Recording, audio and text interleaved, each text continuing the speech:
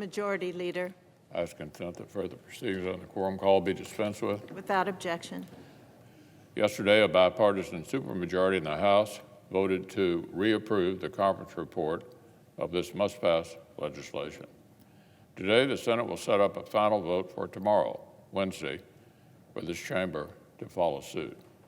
Soon, this important legislation will be passed into law. So, Madam President, for the brave men and women of the United States Armed Forces, failure is simply not an option. So when it's our turn in Congress to have their backs, failure is not an option either. I would urge my colleagues to support this legislation one more time when we vote tomorrow. Now, on another matter, on Sunday, President Trump signed into law another historic bipartisan rescue package. It will provide major support to American families through what we hope will be the home stretch of our fight with the coronavirus. Congressional Republicans, Congressional Democrats, and President Trump's senior team had all worked together to pass hundreds of billions more dollars in urgent assistance to the people who need it most. This new law will set up a targeted second round of paycheck protection to save jobs. It will renew and continue federal programs that have helped laid-off workers endure the crisis. It will send more cash to households. It will invest billions in vaccine distribution so the success of Operation Warp Speed kills the pandemic as fast as possible, and much more.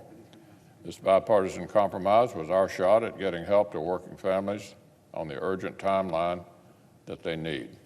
Once again, I want to applaud President Trump for signing the bill and getting this much-needed assistance into the pipeline. During this process, the President highlighted 3 additional issues of national significance he would like to see Congress tackle together. First, as he explained, the President would like further direct financial support for American households. Second is the growing willingness on both sides of the aisle to at least re-examine the special legal protections afforded to technology companies under Section 230 of the Communications Decency Act, including the ways it benefits some of the most prosperous, most powerful big tech firms. And the third subject, since every American, regardless of their politics, should feel the integrity of our democracy is beyond reproach, is exploring further ways to protect the sanctity of America's ballots while continuing to respect the federal government's limited role in standing behind state and local government who actually run elections. Those are the 3 important subjects the President has linked together.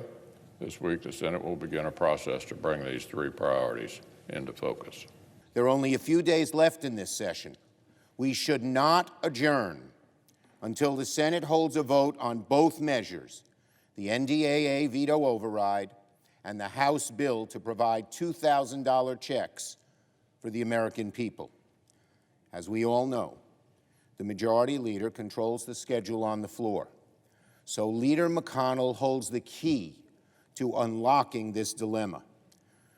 The solution is a simple one. Put both bills up for a simple up or down vote, and then let the chips fall where they may. I believe both measures will pass, as they should. But Leader McConnell must allow the Senate to vote on both pieces of legislation, the defense bill and the $2,000 checks, before we go home. Madam President, where am I? Would the Senator modify his request to include a unanimous consent request that the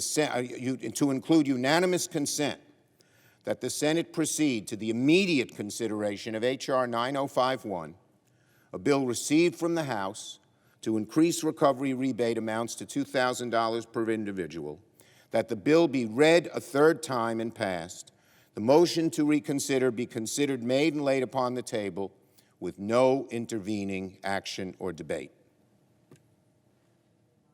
Is there objection to the modification? Object. Objection is heard. Is there objection to the original request? The Senator from Vermont. Thank you.